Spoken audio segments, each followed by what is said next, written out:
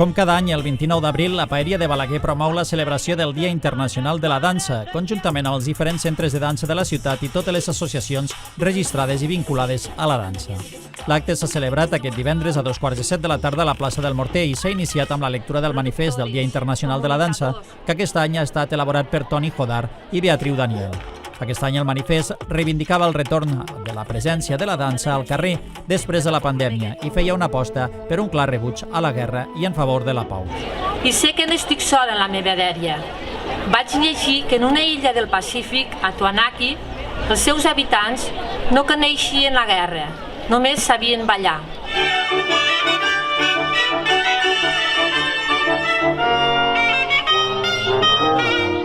Seguidament s'ha pogut veure les actuacions de Swing Noguera, l'Escola Municipal de Gimnàstica Rítmica, la Xemeneia i Dansa i la companyia Montse Miret.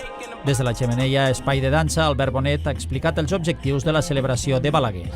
Doncs sí, és un dia important retornar la dansa al carrer una altra vegada després de 2 anys.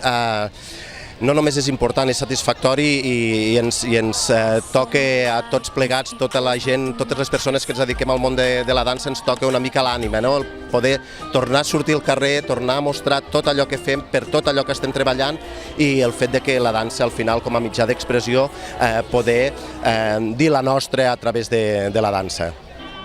Aquest any, amb motiu de la capitalitat de la sardana de la ciutat de Balaguer, se li ha volgut donar una especial rellevància a aquesta dansa.